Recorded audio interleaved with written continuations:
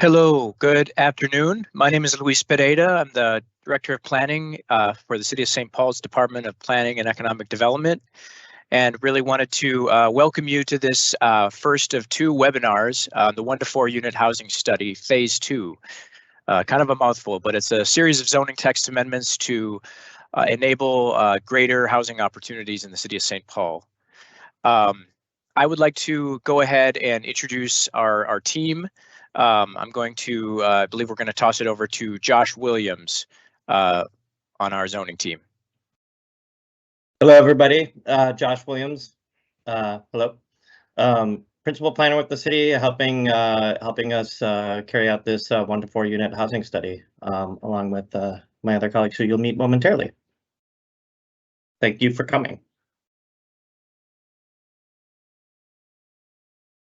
I believe you're live, Michael. I sure am. Hi, everybody. Getting my technology set up. My name is Michael Wade. I'm a senior city planner with this study team. I will be answering some of your questions in the chat today, some of the easy ones, and we'll be storing a lot of those questions until the Q&A time afterwards. I may have just been muted. As I said that, my name is Michael Wade. I am a senior city planner, and I will be... You're good, Michael. We heard you. Am I? Super. Yes. Thank you, guys. Perfect. All right. And I'm Emma Brown. I'm a senior city planner and the project lead for this study. And thanks, everyone. We'll be moving over to the presentation right now.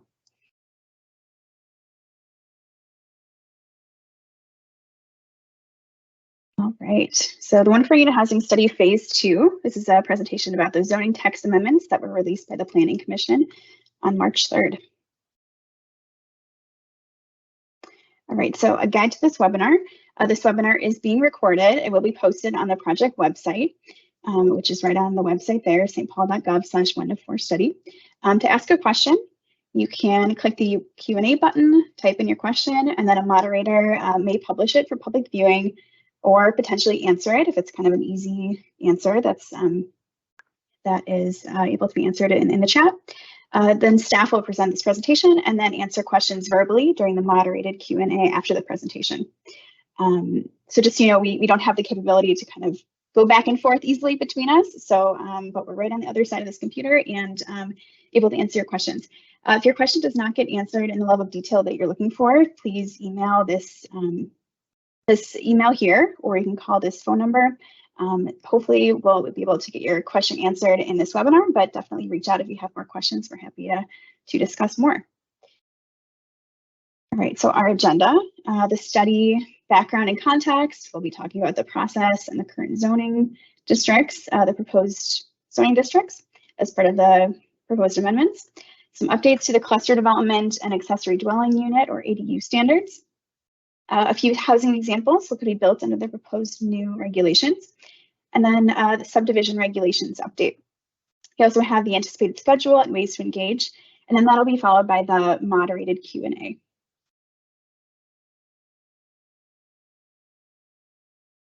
Right, so study context and background. Okay, so this study was initiated back in April 2021. It was split up into 2 different phases. Phase 1 has been effective since March 2022. This allowed for physically smaller homes and made ADU regulations a little bit more flexible, especially with the removal of the owner occupancy requirements and allowing ADUs on smaller lots. Phase 2, this is the current phase that we're talking about today. It's focused on allowing a greater mix of housing types, duplexes, townhomes, cluster developments, and an update the range of zoning standards to facilitate this greater range of housing. All right, the study was called for in the 2018 City Council resolution, which calls to create and preserve housing that's affordable at all income levels, and specifically called for a zoning study to explore more multi-unit buildings along transit routes and neighborhood nodes in single-family zoning districts. The 2040 Comprehensive Plan has policies that call for transit supportive density, economically diverse neighborhoods, maximized housing and locational choices for residents of all income levels, permitting small single-family homes and duplexes, pocket neighborhoods, cottage communities, and a mix of single-family housing that's sensitive to the surrounding neighborhood context. All right, then there are other policies we're looking at implementing through this study related to neighborhood nodes, which are the black circles on the map that are representing a 1/4 mile radius. For these, the comprehensive plan plans for focused growth and increased density towards the center of the node. For the urban neighborhoods, which are the big yellow swaths on the map, these are the primarily residential areas. These policies call for medium density housing compatible with the scale of urban neighborhoods. There's also another policy that calls for expanded housing types to include duplexes, triplexes, townhomes, small scale multifamily, and all this to allow for neighborhood scale density increases, broaden housing choices, and intergenerational living. All right, there are 7 objectives to the study that are based on this policy direction. We have increased housing choice to meet St. Paul's housing needs, increase housing type equity by allowing greater opportunities for neighborhood scale housing in every neighborhood of the city, to once again permit 1 to 2 unit types by right, which is consistent with our history, where duplexes were more widely allowed in residential districts before the 1975 code update. Encourage and promote the reuse of existing homes and infill development in lots and backyards, while discouraging demolition of existing viable housing. Especially empower homeowners and small developers to engage in infill development. Encourage family size and workforce housing through zoning bonuses. And then overall make the zoning code easier to read, navigate, and understand.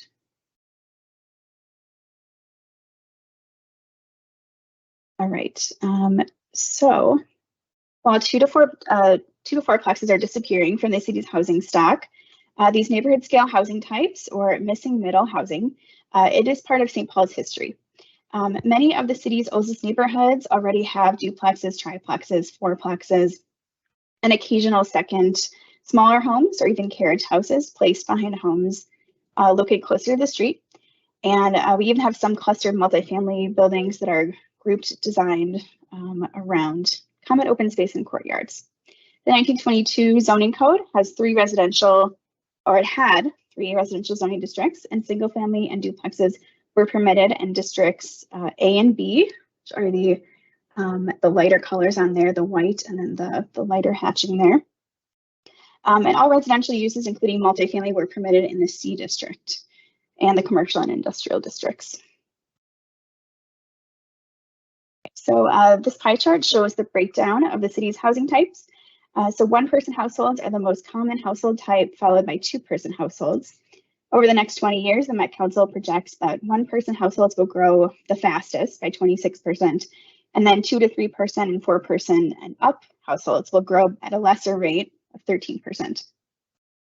Over this time period, the percent of households has increased, of 1-person households under 18 has decreased a little bit.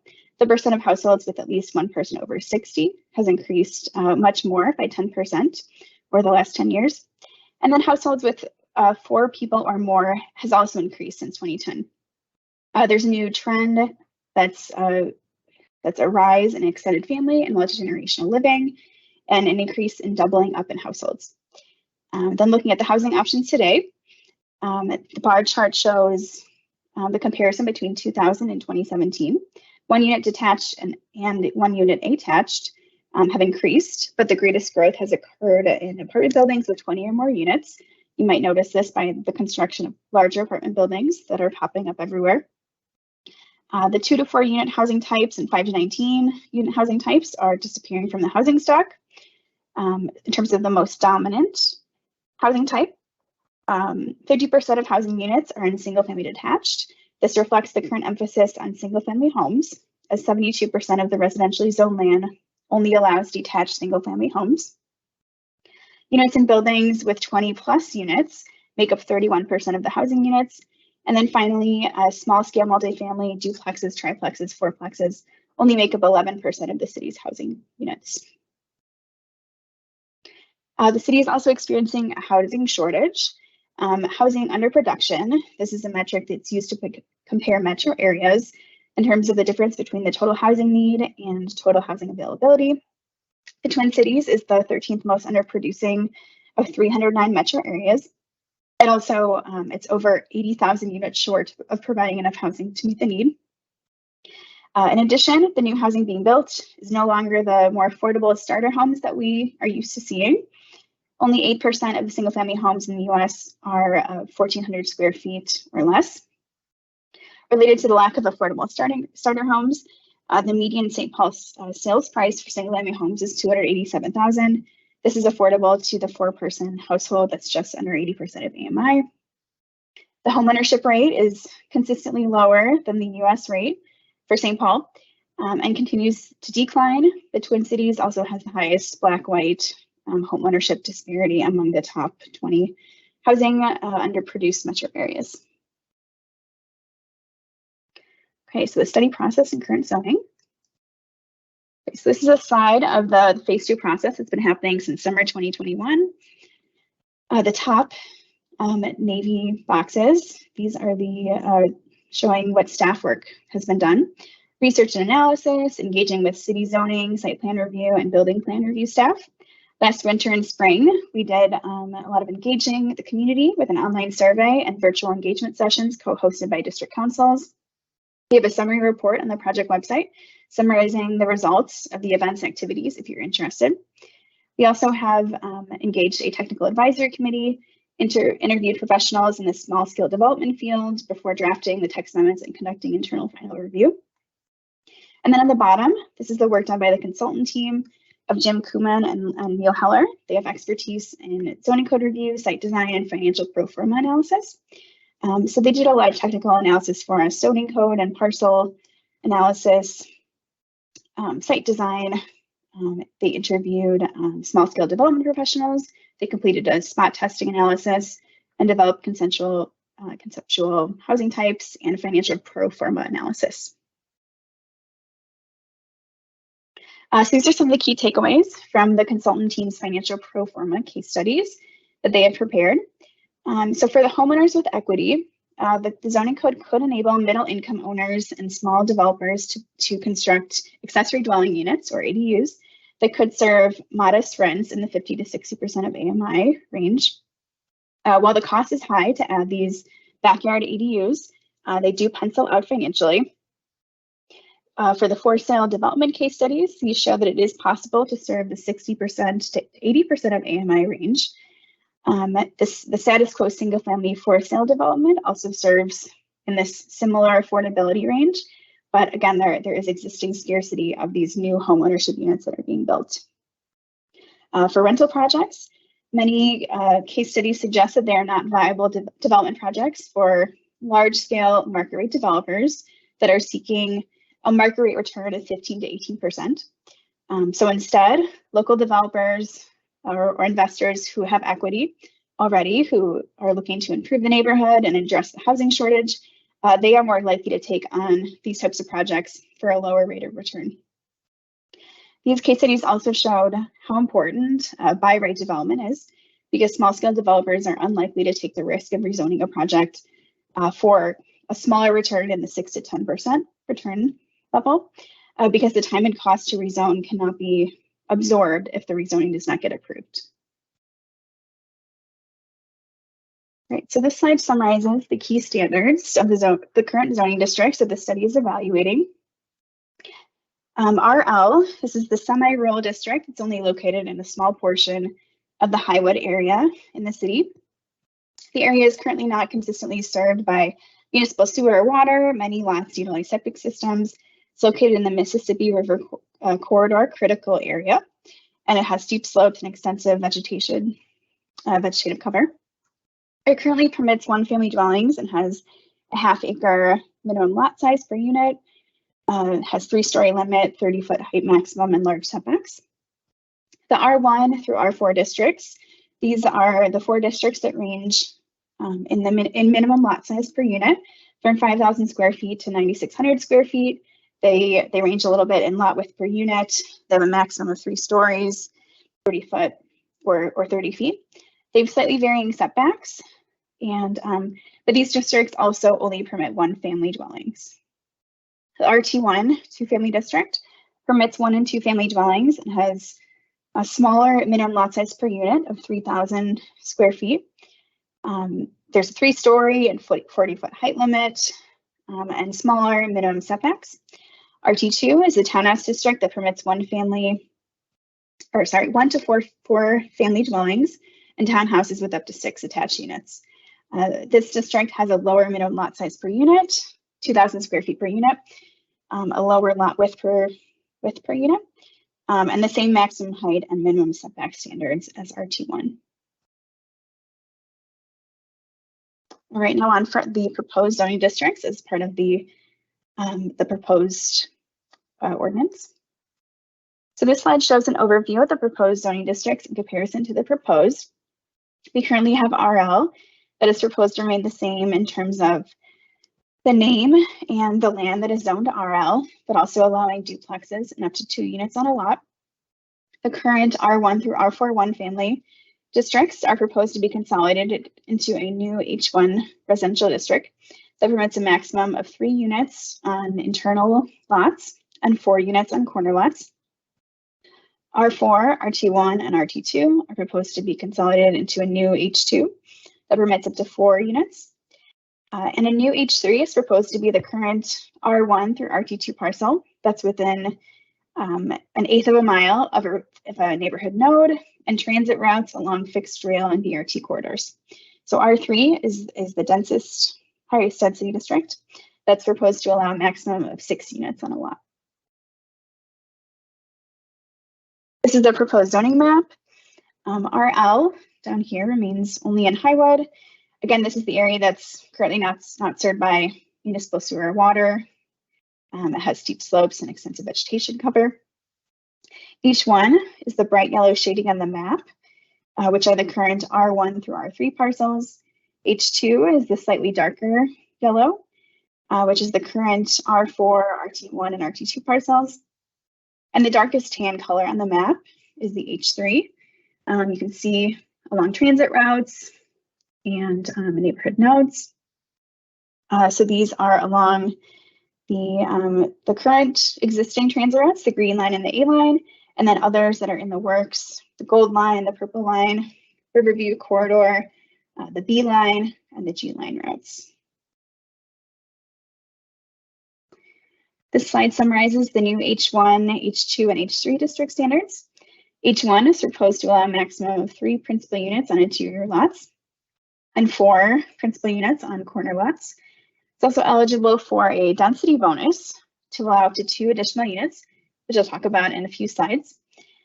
Permits 1 family, 2 family, and multiple family dwellings, has a much reduced lot area minimum per unit, 2,000 square feet per unit, and a lot width of 30 feet.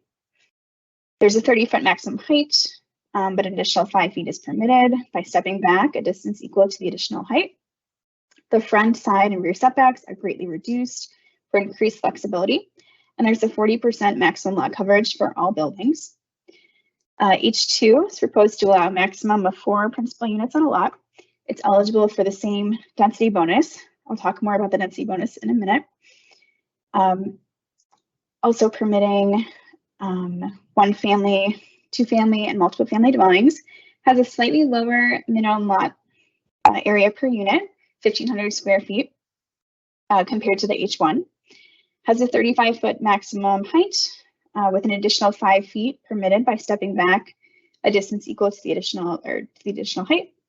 And then setbacks are the same for H1, which are greatly reduced. And there's a little bit of an increase in the maximum lot coverage for 45%. H3 residential district. This is the district for the neighborhood nodes and fixed rail BRT corridors, proposed to allow a maximum of 6 units on a lot. Permit 1 family, 2 family, and multiple family dwellings. There's also a very low lot area per unit of 1,000 square feet and a 20-foot minimum lot width. There's a 40-foot height maximum, and setbacks are consistent with H1 and H2. And the lot coverage is slightly above at 50% for all buildings. There's also a condition for new 1-family dwellings to have a maximum floor area of 2,500 square feet. So again, with this H3, this is intended for transit and neighborhood nodes that are planned for higher density. With this maximum floor area for 1-family homes that are new, we're hoping to steadily discourage building large 1-family homes and in turn encourage the development of greater density housing near neighborhood nodes and transit routes. Right, there are some minor updates to the RL district. Overall, allowing a maximum of 2 principal units on a lot, permitting duplexes. There's a much lower minimum lot size per unit and a 60-foot minimum lot width. The maximum 30-foot height is maintained, and the rear yard setback is greatly reduced. There's also a maximum lot coverage of 40% for all buildings that matches the H1 standard. So there is a new density bonus for providing workforce or attainable housing and family size units in H1 and H2. Density bonuses for workforce and family size housing are objectives of the study. So the density bonus, or what you get, is 1 or 2 additional units allowed beyond the maximum number of units permitted on the lot. So H1 and H2 that are normally permitted a maximum of 3 or 4 units on a lot, they would be permitted to have 5 or 6 units on a lot. And these additional units do not count towards the lot area minimum per unit standard. You also get an incentive of 5% additional permitted lot coverage. And how to get the bonus, there are 2 options. The first is providing 1 or 2 units that's affordable to 80% of AMI for at least 15 years and has at least the same floor area as another dwelling unit on the lot. This is to ensure that the bonus affordable unit is comparable to the other units that already exist on the lot. The other option is to provide 1 or 2 principal units that contains 3 or more bedrooms. So these are aiming at the family size housing. Looking at some examples, I will explain just that top blue example. So in H1, there's a maximum number of 3 or 4 units permitted by right, which is subject to the lot area per unit standard. So then on a 4,000 square foot lot, the maximum number of units permitted by right is 2, because it's 2,000 square feet per unit, and the lot coverage is 40%. If the developer of the lot would like to take advantage of the density bonus and designates 2 units that are 80% of AMI units, or 2 family size units that have 3 or more bedrooms, then 4 units on the lot would be permitted, and the maximum lot coverage would increase by 5% to 45%. All right, now we have some updates to the cluster development and accessory dwelling unit standards. The cluster development standards were modernized to provide greater flexibility and allowing more housing types and additional neighborhood scale dwellings on larger lots if adequate common open space and pedestrian connections are built within the development. So the new standards include that all housing types with up to 4 units in one building are permitted. So cluster developments can now include single family homes, duplexes, triplexes, and fourplexes. The minimum street frontage requirement is replaced with a minimum lot size of 9,600 square feet. This is about 2 commonly sized 40-foot wide lots. There is a maximum of a ½ acre to help protect against property acquisition of an entire block by developers. Clusters are proposed to be a permitted use with the option for a conditional use permit that I'll talk about on the next slide. The cluster still needs to meet the dimensional standards of the zoning district that it's located in, except for the lot coverage, because cluster developments are proposed to have 55% or 60% lot coverage for all buildings, which is a 10 to 15% increase over what's currently proposed to be allowed in H1 through H3 without a cluster. It's proposed that 1 ADU for each 1 family dwelling is permitted, and ADUs do not count towards the minimum lot area per unit requirement. For principal buildings, there is a requirement to have an entrance on the common open space or be connected to it, or that it faces the street, the common open space, or a path. And they also need to meet the general design standards that we have in the code. Right, these are just some additional standards. There's a common open space standard to ensure that there's a usable area by each of the units. So there's a minimum of 150 square feet per unit that would contain landscaping, lawn area, gardens, recreational amenities. The impervious elements cannot exceed 75% of that open space area, and driveways and parking areas do not count. There are also standards for connecting a connecting pedestrian path. And then there can be one community building for shared use. There's also a conditional use permit option. This is for designs that have the desire to have a lower lot area per unit than the district standard. So this would be development that would be at a little bit higher density.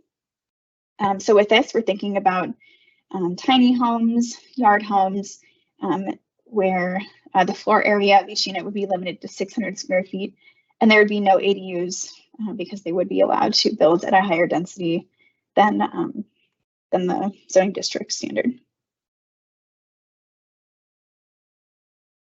We also have some proposed updates to the accessory dwelling unit standards, or ADU standards, to increase flexibility.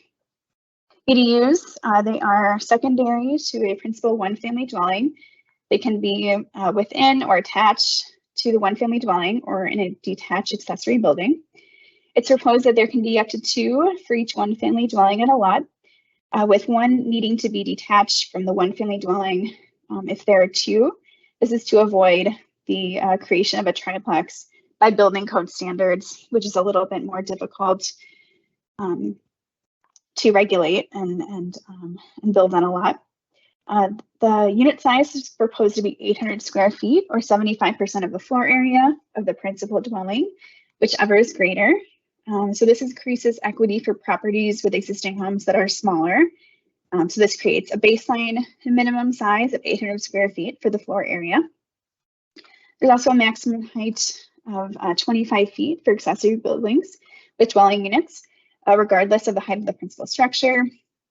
The current code language is more limiting to lots with shorter principal structures. The unit occupancy for the principal unit and the ADU, this is remaining the same as currently. It would maintain that the occupancy would be limited by the number of occupants specified in the definition of household, which is 6 units and any number of children in their care. So because ADUs do not count towards the zoning district lot area per unit standard, limiting the unit occupancy helps to limit the level of density while also allowing sort of an inconspicuous way to add more housing on a lot without or with an existing one-family home.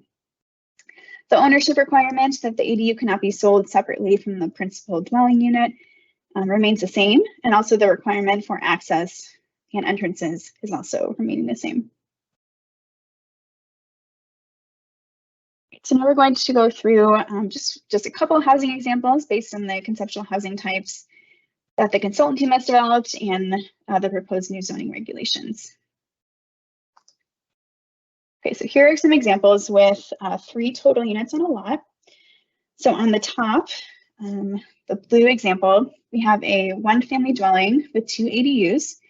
The ADUs are in one ADU building, so this would be the ADU building in the back.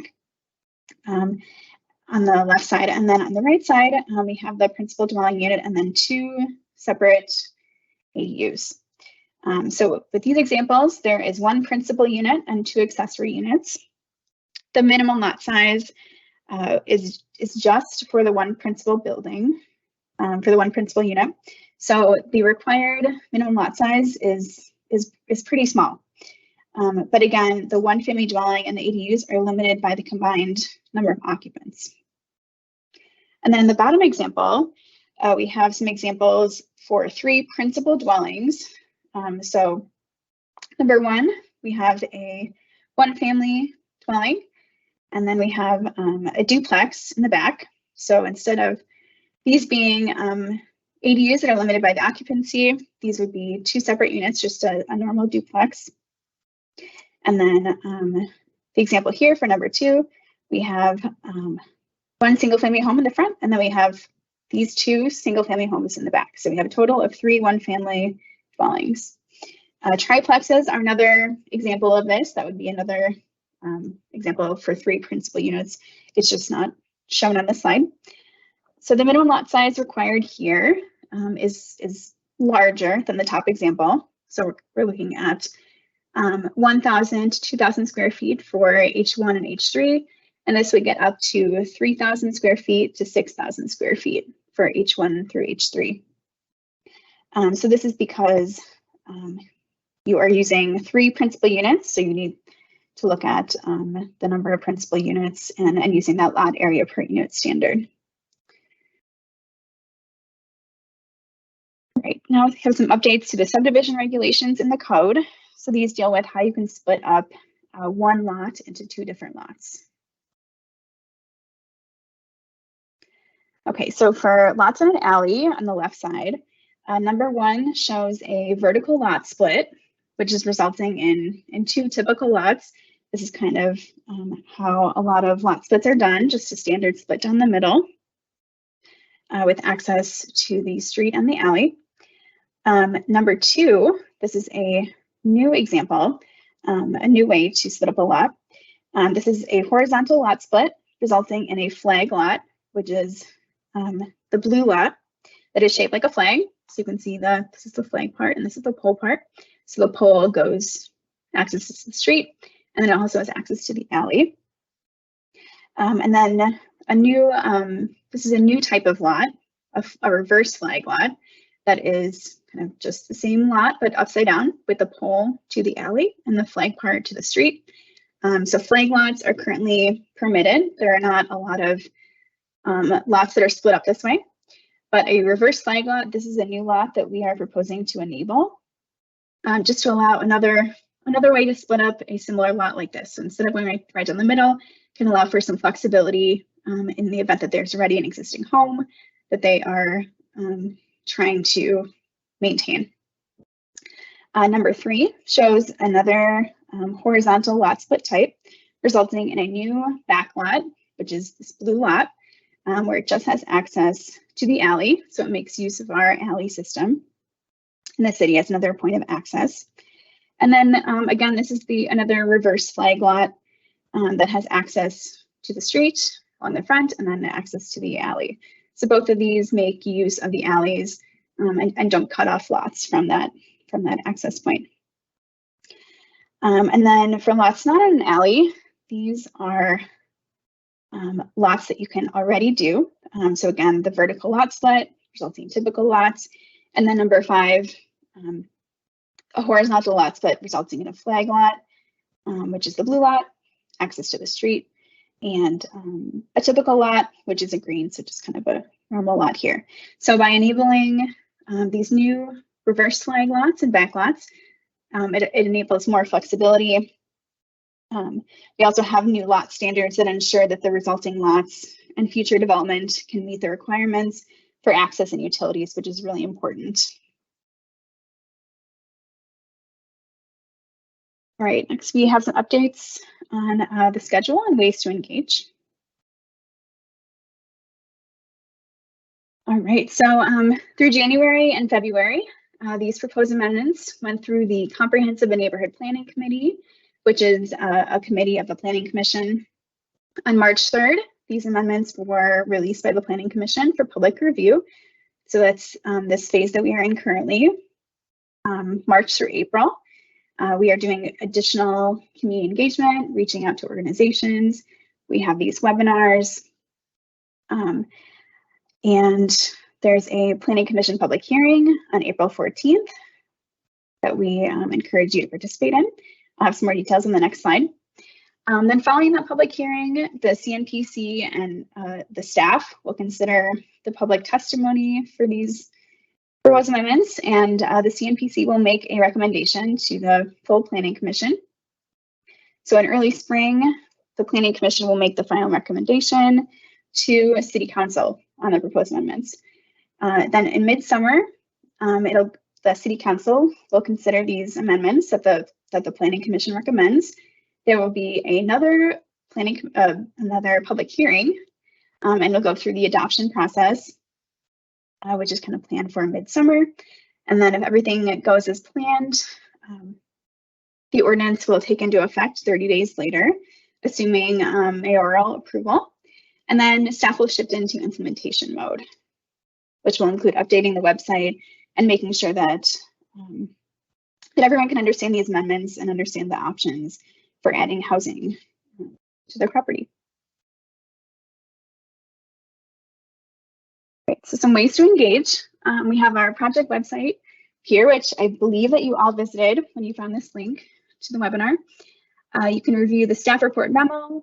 That's the big memo that's around 160 pages. So enjoy reading that. We also have a packet of overview slides, a PDF. That's a pretty good summary, similar to this, kind of a longer version of this presentation. If you don't want to read the whole memo, which I totally understand. We have some FAQs. We have some translated versions of those also. We have an interactive zoning map where you can type in your address and see the current zoning district and then the proposed zoning district. So I encourage you to look at that. You can sign up for the email list. You can also consider the Planning Commission's questions for the community to help frame your public comments. Some examples of this are, does the draft ordinance propose zoning approach that supports more housing? Options for all St. Paul residents in a fair, neutral way. Why or why not? Another example question is, should more areas be rezoned to the proposed H3 district? If so, which locations and why? There's also a question on the H1 and H2 districts and if that distinction is needed. You can attend an upcoming webinar or watch the recording on the website. So we also have this evening webinar that I encourage you to tell your friends and family and neighbors about. That's this Thursday. We are also in the works of planning a meeting with the Eastside Freedom Library. I think that's planned for April 11th. So we are providing more details on that soon. That'll go up on the website. So that's another option. I think that'll be during the lunchtime on a Tuesday. You can also send comments by noon Thursday, April 13th about these proposed amendments. You can do it by email or by mail. And then finally, we encourage you to testify at the Planning Commission public hearing on Friday, April 14th in City Hall. So with that, I will have us start our Q&A section. Hi, everybody. This is Michael Wade. I will be moderating the Q&A session. We've had lots and lots of great questions come in. Been able to answer a few of them in the Q&A chat window, but we have also been sort of logging some that we wanted to get back to and maybe have a little broader of a discussion. One that we've already kind of flagged for wanting to come back to our neighborhood nodes. There was a question, what was the basis for determining neighborhood nodes? And the questioner was asking that because our proposed H3 zoning district has partly been proposed for neighborhood nodes, which are citywide. I'll turn that over to Luis, our planning director. Yeah, so thank you, Emma and Michael. The neighborhood nodes were not determined with this zoning study. They actually come directly from the comprehensive plan and the process that was used to develop that. And so there's about 70 something in the city. We are just simply applying. We're proposing to apply some zoning changes to those areas.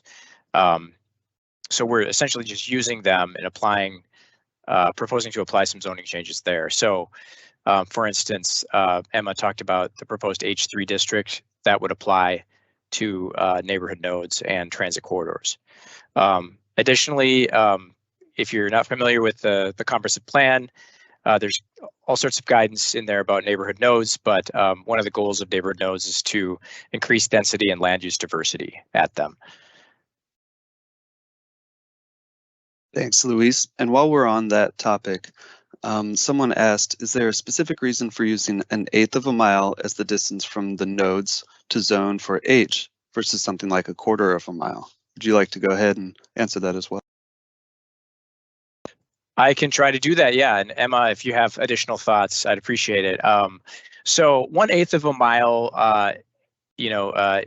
is sort of a small geography, but it really, the idea here is it helps prioritize sites that are very close to transit and walkable to transit, and sort of strike a balance between greater housing growth, as well as being sensitive to existing neighborhoods.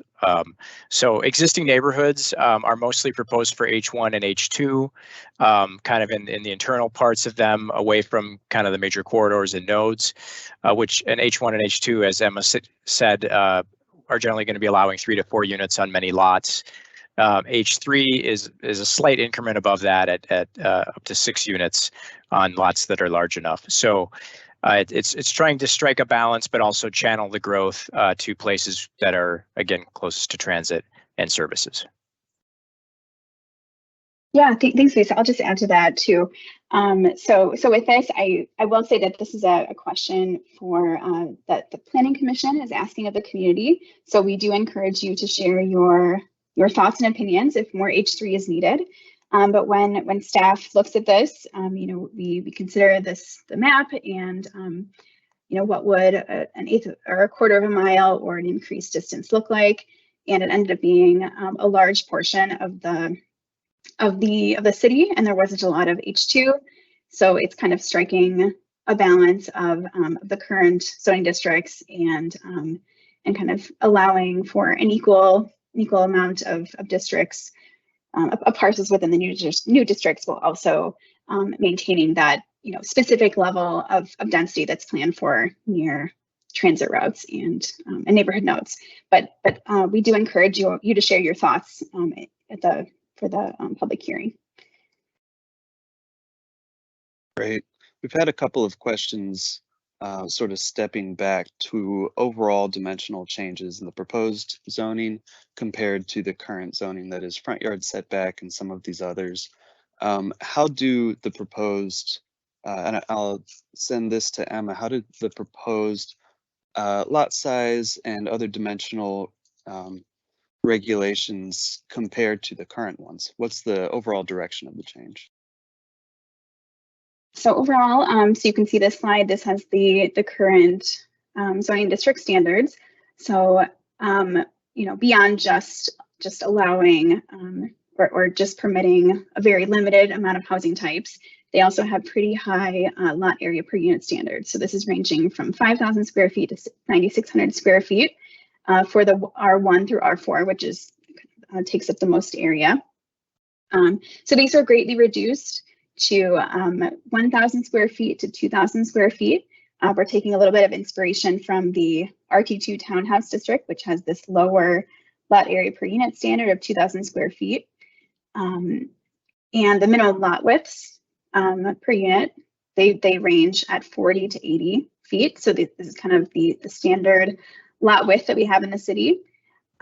So we did propose to just have a minimum lot width that's not per unit, and that is a much lower width. Maybe skip to that. We are looking at 30 feet and 25 feet and 20 feet. So with this, kind of just allowing more flexibility for lots that might be a little deeper, but a little bit less wide. And thus, this 2,000 square feet, 1,500 square feet, and 1,000 square feet really do make a difference in terms of allowing more units on a lot. And then I would just say that the another bigger change would be the setbacks. So in this, we are looking at 10 for the front and the rear setback and 5 feet for side setback. And this is consistent across all the new zoning districts. Just skipping back to the current, we have pretty wide setbacks in the 25 to 30 feet range. Side setbacks range a little bit, but we decided to reduce it to 5. And then 10 feet is the new rear yard setback. So I would say overall, these district standards were reduced to allow for more flexibility and a greater variety of housing types. Thanks, Emma. One of the changes to dimensional standards is the lot coverage percent change. Someone has asked, I think lot coverage is limited to 30 or 35%. So why such a drastic increase? Where will trees grow? We need trees for climate mitigation. Do you want to clarify how lot coverage is being handled in the new proposed amendments? Yeah, so currently we have an overall lot coverage that applies for just principal units, and then we have another lot coverage that applies to accessory buildings. That'd be garages, sheds, accessory buildings, and there are special standards for districts 14 and 15 that have an overall lot coverage for all buildings of 40%. And so we took inspiration from that overall lot coverage, which was a lot simpler to calculate, and developed this 40% maximum lot coverage. So this matches those current D1 district 14 and 15 standard. So 40% lot coverage for all lots. And then this was just a little bit increased, 45 and 50%. And so these numbers came from our consultant team who developed conceptual housing types, and they designed a lot of different site plans and building types for us. You can take a look at those in the report. There's an appendix item that has all these types and kind of the stats on them. So we were able to see, with the lot sizes that we have, they tested out 4,500 square feet and around 6,000 square feet lots as examples. And what does it take to actually build a fourplex on a lot? What's the lot coverage that's needed to build that? And the numbers came out to around 40 to 50% maximum lot coverage, especially when you get into 5 and 6 units. That number increases, which is why it's stepped up for H3 that allows 50% maximum lot coverage, because up to 6 principal units at a lot are allowed. And I would say overall, these allow more housing types. And yes, we definitely agree with you on the importance of keeping vegetation. And that's why we kept these numbers at a pretty similar level of what exists today. And we're also working on ways that we can kind of incentivize keeping vegetation and trees. And so we are in contact with the forestry department on that topic. As we look at these zoning amendments, there are a lot of other realities that factor into whether a home can be built or not, whether it will fit on a lot, etc. One attendee has asked any update on utility connections for detached ADUs, and I think maybe we can address utilities for ADUs, multiple homes on a lot, maybe even flag lots or reverse flag lots or back lots. Let me send this over to Luis. Do you want to discuss utility connections for some of these lot developments that are just a little bit different than a typical single family home lot? Sure, Michael, thanks. We are getting more information about utilities and sort of requirements for utility connections now. That was one of our last kind of requirements of our consultant. And so they've put together some materials that we're finalizing that would be more than anything technical information about water connections, sewer connections, gas and electric to a lesser extent. And our vision for that is to make that into a sort of a technical assistance piece to support people interested in building this sort of incremental housing in the city. So, getting clear about when is a separate sanitary sewer line required versus when can you tap into an existing line. There is more to be learned there, and I think we can provide more clarity going forward.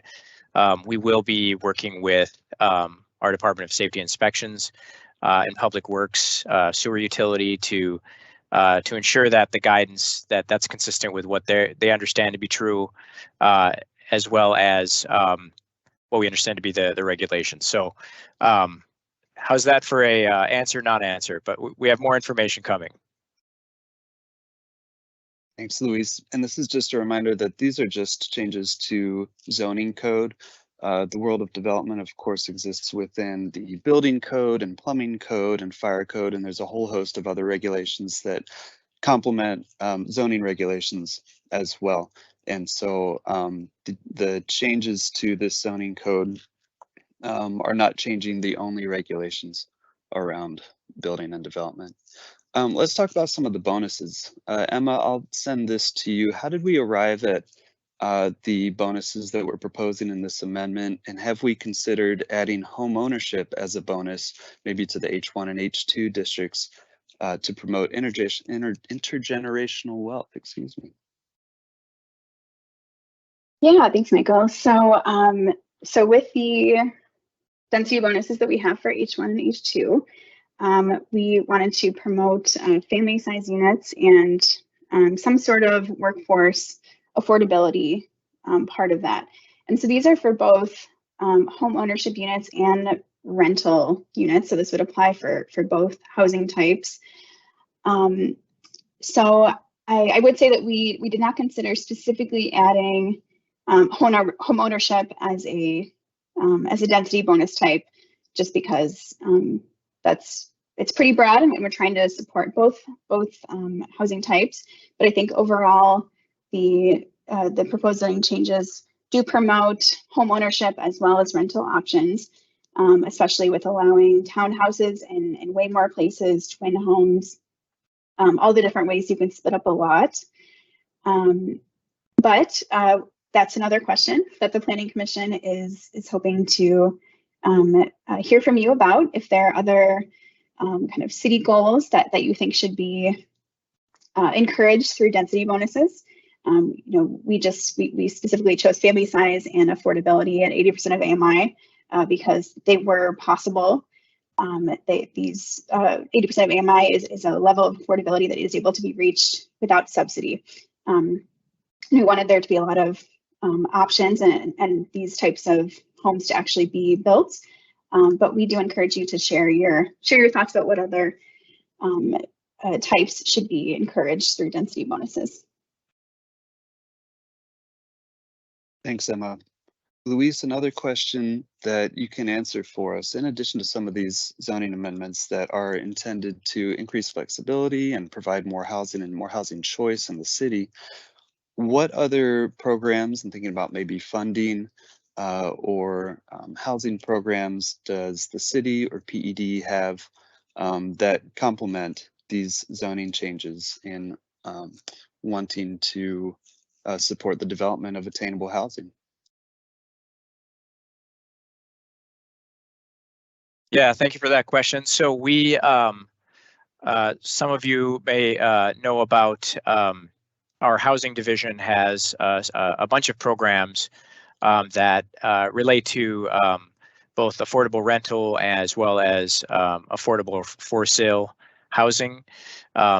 You may have heard of a program called Inspiring Communities, which is, we just had a round this last year in which the city kind of puts out an RFP related to lots that the city owns, in which we're seeking interested developer partners, and typically we're seeking affordable home ownership and rental opportunities to be built. So that's one example. That won't be every year. There's also sort of ongoing funding, programmatic funding that comes through the CIB committee. So CDBG dollars that can go to support affordable infill housing for sale and rental. So a few organizations that we work with, NeighborWorks Home Partners, Dayton's Bluff Neighborhood Housing Services, do a lot of this kind of development and have been kind of longtime partners for the city. As it relates to other kind of grants and loans, that there's definitely more to be considered as we move forward, as more is allowed. So many of these kind of types of housing have not been in many areas of the city, and so we suspect that there'll be more work to find other funding sources, public or private, to support this. Thanks, Luis. And on the topic of finances, we've had a couple questions as far as tax assessment after a zoning change like this. Does a new zoning designation increase the value of the lot? Will the owner of a property after a change in zoning designation from these proposed amendments will they see a higher tax bill?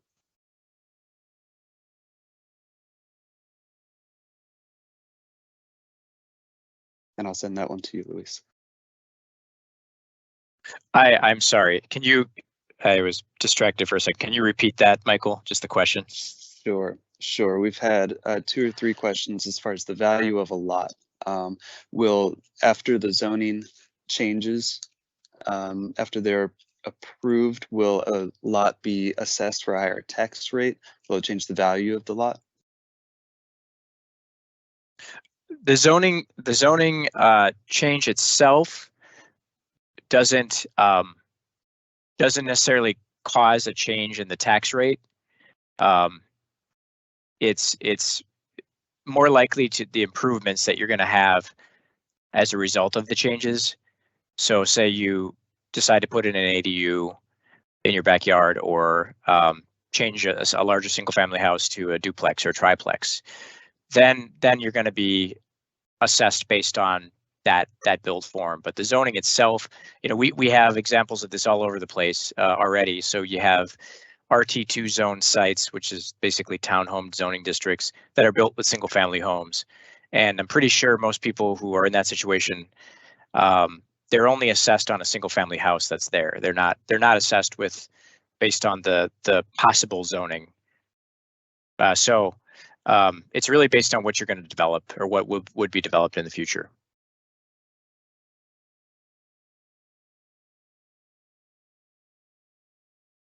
Thanks, Luis.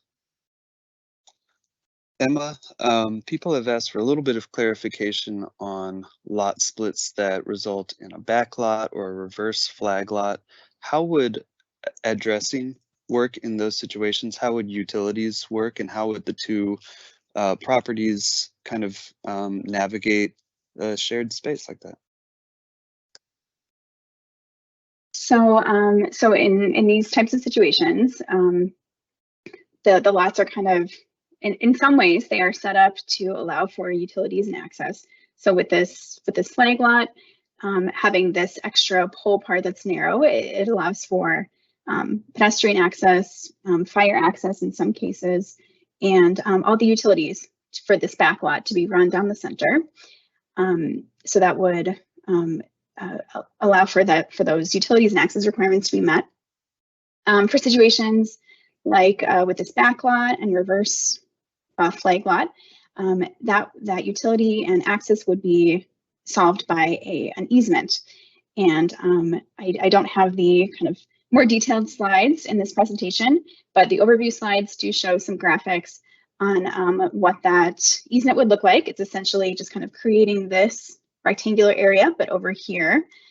So in that area, these two parcels would be in a sort of agreement that they would manage this land together, manage the utilities, and the zoning code does provide kind of expectations for the developers so that they know that they have to set up this easement ahead of time, that it's the developer's responsibility, it's not the city, to manage this area. It's the responsibility of the two property owners. And then in terms of addressing, so this is something that that we are working on with the Department of Public Works, and kind of looking for some creative solutions. But the address would still be linked to the front street. So that would be kind of this easement would manage the access to this lot. So there would still be at least pedestrian access to here. And so the address, that easement also allows for addressing to be seen from the street. And it would likely be, it could be like a unit number of, or I know we don't use half, kind of address and a half in the city, but there are other ways where we're in tandem with Public Works, kind of figuring out what that exact address would be. So so we are working on it. Thanks, Emma. There is interest in finding out about each individual parcel, where we live in St. Paul and what the proposed zoning would be at that point. I do want to point out that we have an interactive web map. You can go online, and when I'm done vocally answering this, I will provide the URL as an announcement in the Q&A section. There's a web map, and then also on our study website, there's a link to this web map in the ways to engage section. The second bullet point says view the interactive web map. You can go on there, and it's just a citywide map. You can zoom in or search for your address, and then there's kind of a slider you can drag left and right and see the current zoning and the proposed zoning. And so I'll put that URL as an announcement in the Q&A. Let's see here. There have been a few questions now about accessory dwelling units, and we've been able to answer some of those individually in the chat. Let's see. Josh, do you want to maybe sum up a couple of the questions about accessory dwelling units? That they ask about income restrictions, they talk about occupancy. Just in general, what is the difference between an accessory dwelling unit and a principal dwelling unit? Yes, thank you, Michael. I did post some answers to that. The basic differences are there are size restrictions on ADUs. They are limited to 800 square feet or to 75% the floor, 75% of the floor area of the principal dwelling, whichever is greater. There are also some height restrictions for a maximum height limit for accessory dwelling units. The other big thing to keep in mind is occupancy. So if our maximum household occupancy or household size in St. Paul is 6 unrelated adults. Of course, direct lineal descendants, i.e. children, are allowed, regardless of the number of adults. For ADUs, you have to look at the total occupancy of both the principal unit and the ADUs, and it's still at that 6 unrelated adults plus children.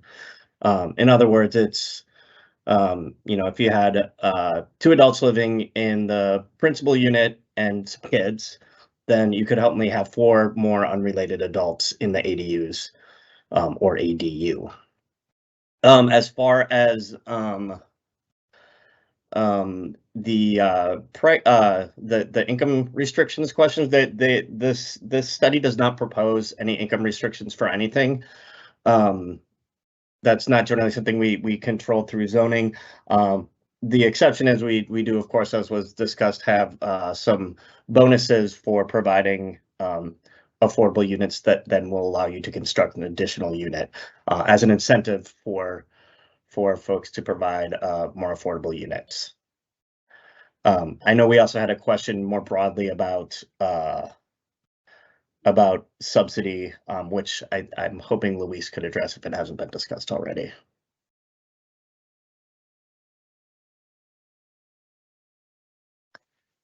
Yes, trying to find that on our list of questions. Was it specific to ADUs?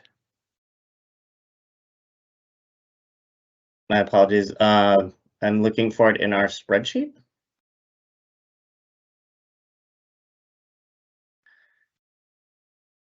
One moment. There was a question, will the city of St. Paul be providing funding, grants, and forgivable loans to support the development of attainable housing 80%, i.e. 80% AMI? Yeah, I think we actually answered that one already, but that okay. But thank you. We Sorry. Yeah, no, it's okay. There are programs that do exist. A lot of it's through community developers already. We don't have a whole lot of that focused on small homeowners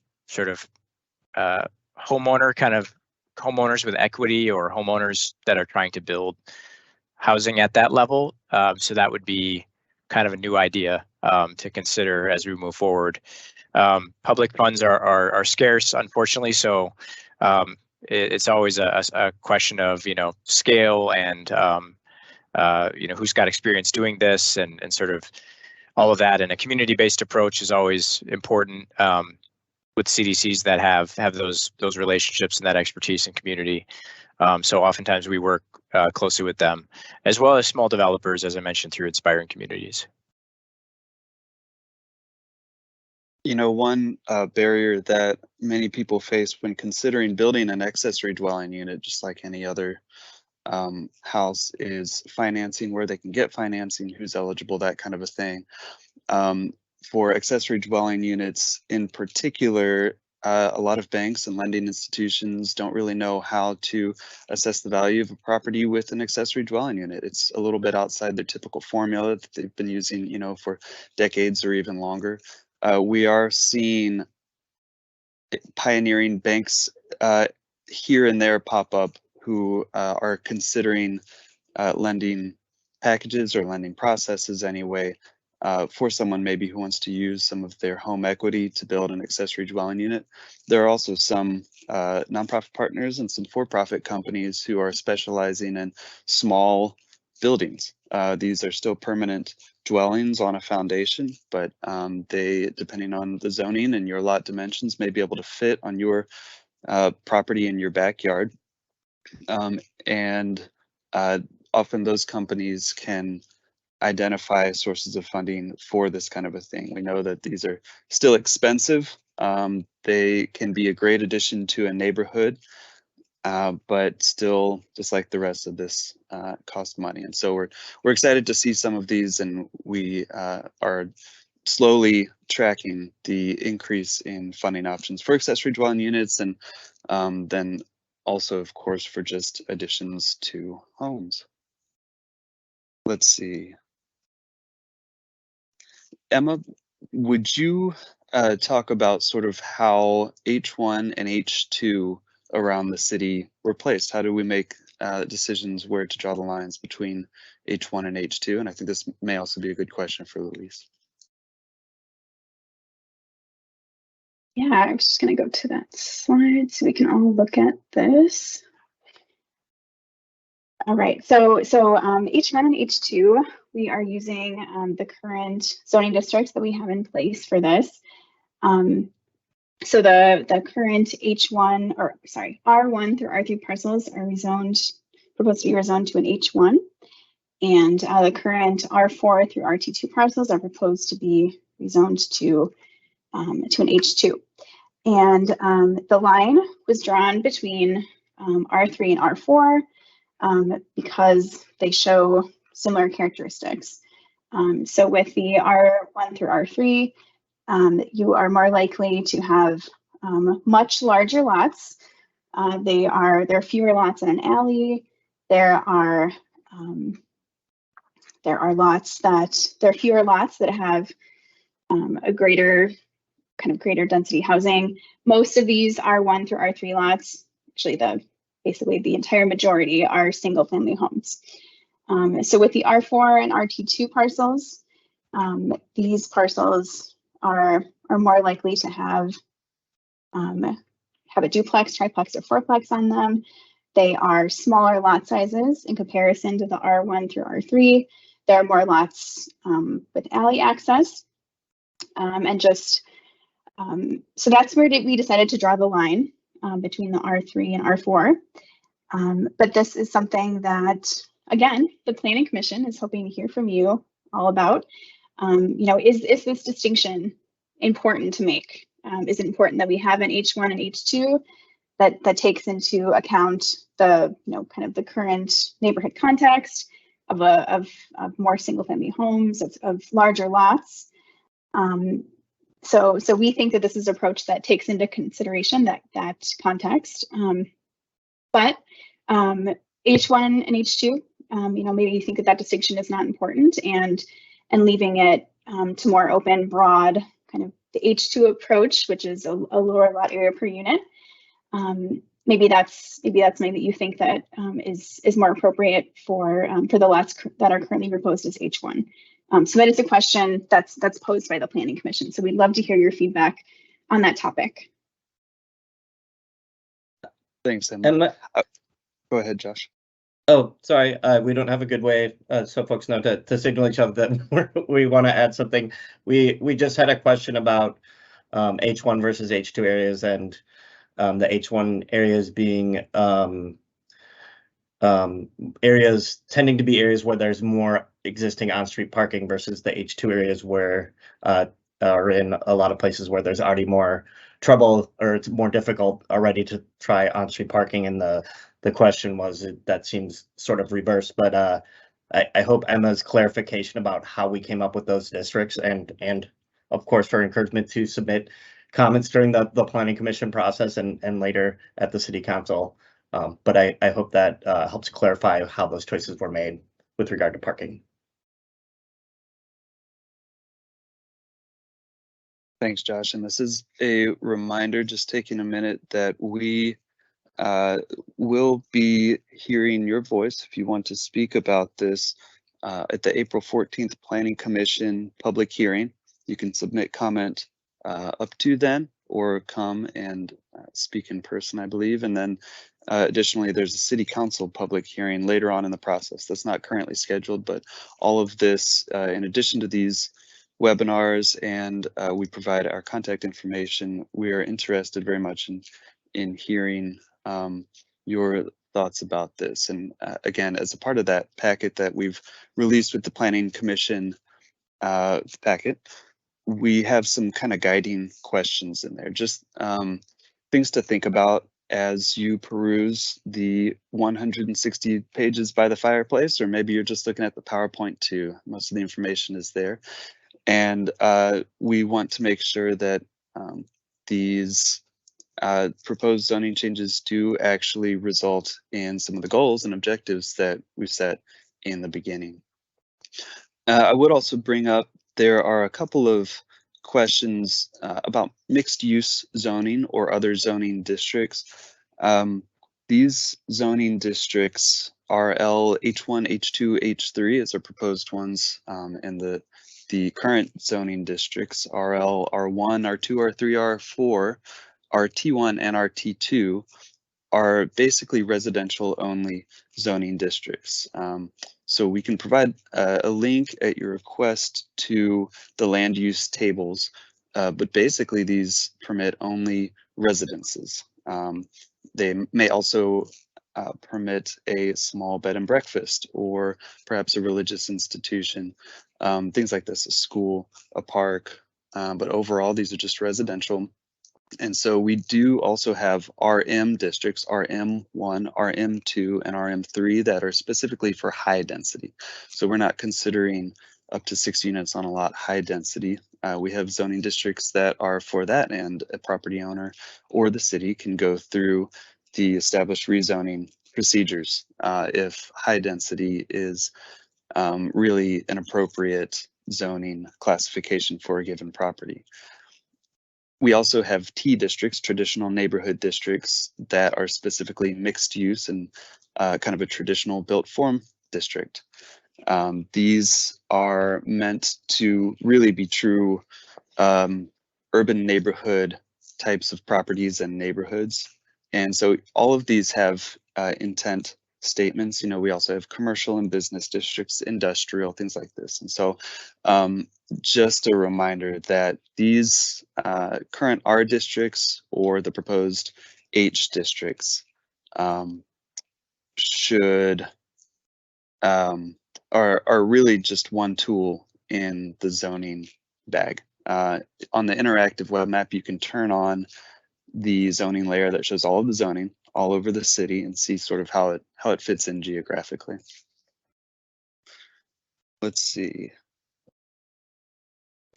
Emma, I'm seeing that we have about 10 more minutes. What are you thinking? Are there any topics that you would really like to discuss? I'd open that up to Luis or Josh as well. Anything that we really want to make sure is addressed today?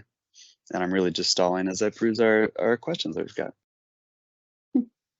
No, people are asking really great questions, and we appreciate all of those.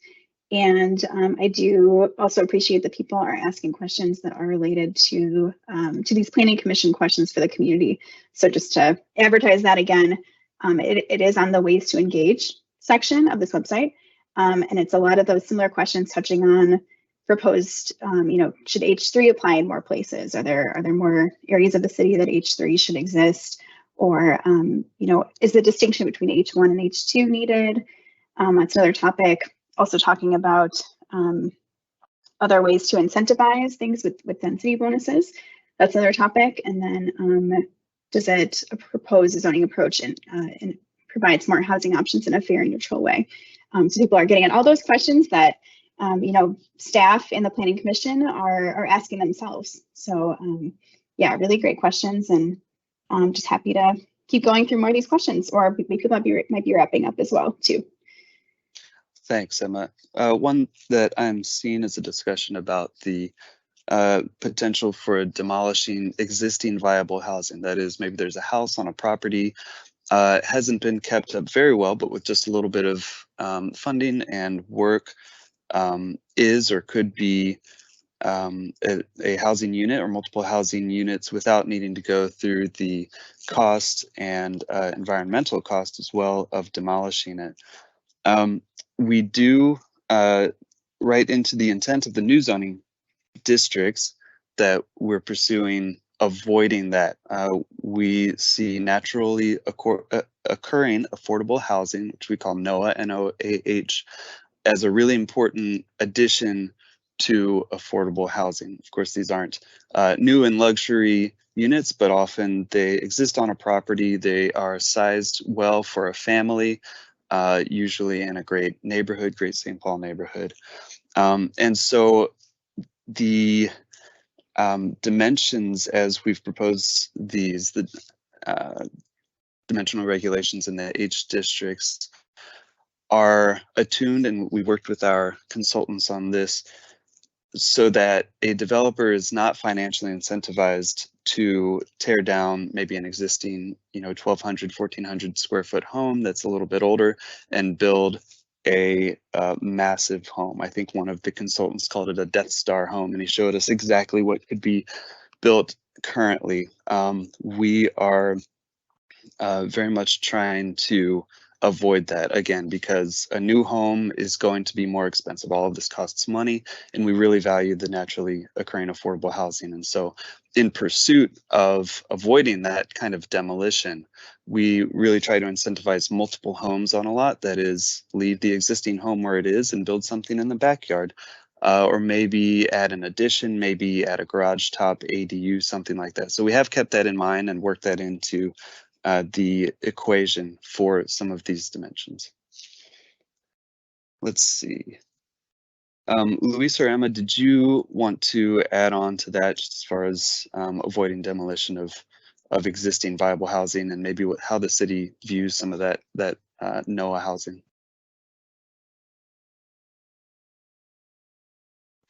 I think you did a good job, Michael. It's a tricky thing because obviously there's a lot of value, a lot of existing housing that we'd love to see renovated and deferred maintenance addressed.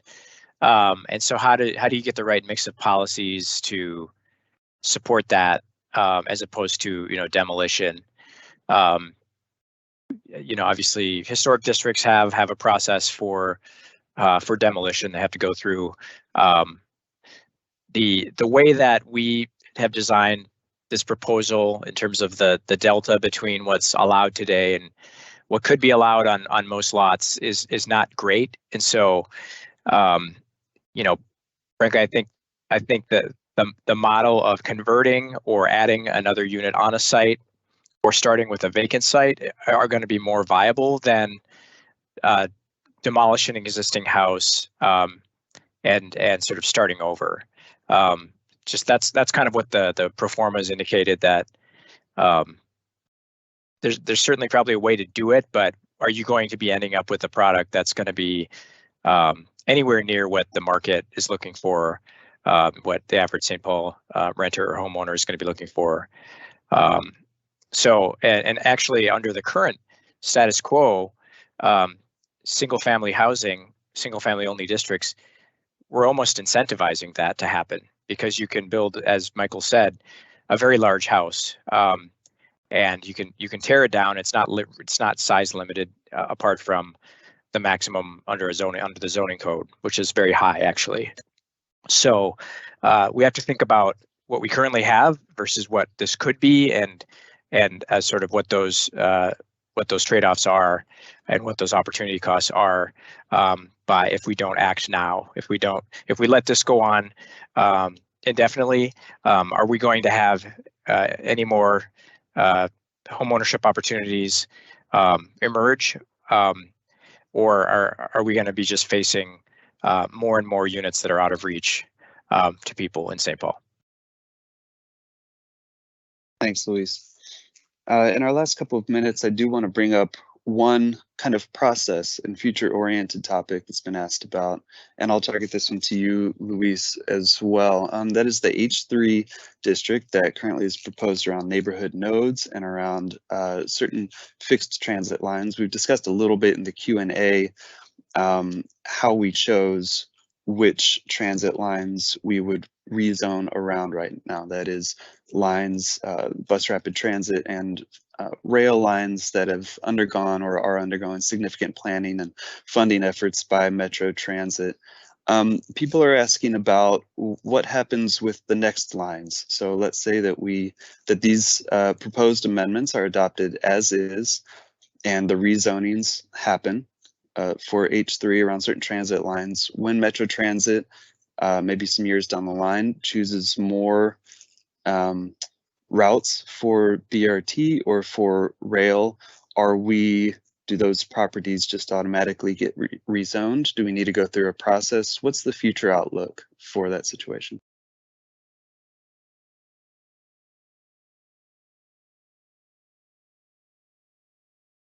Who's that for?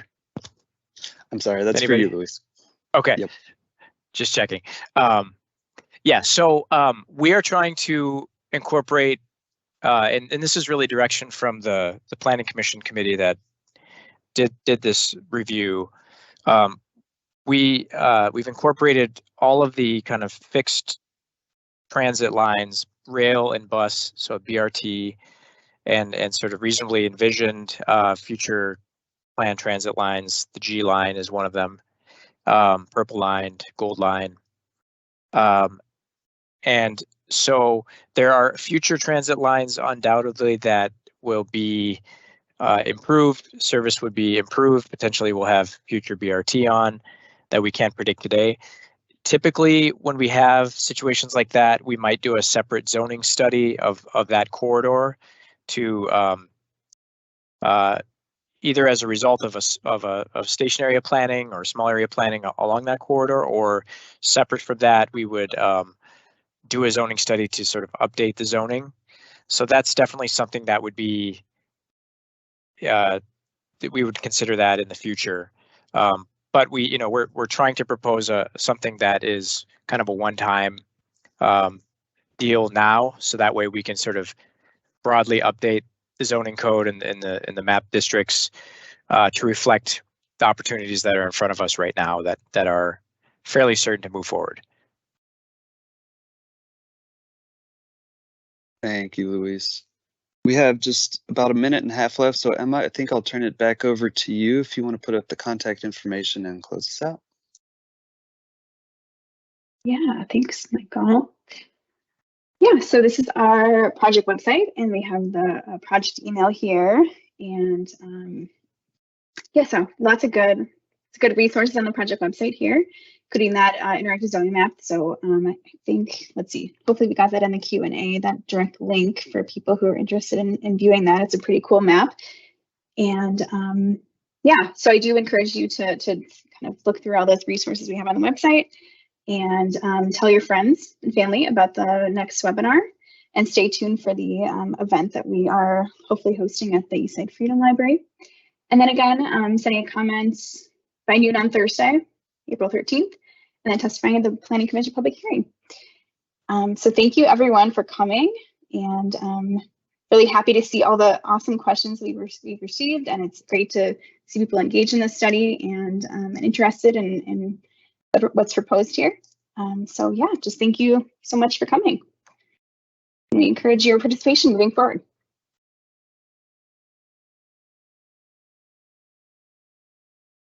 Thank you, Emma. Thanks, everybody. Thanks so much. Appreciate it. Have a good day. Thank you all.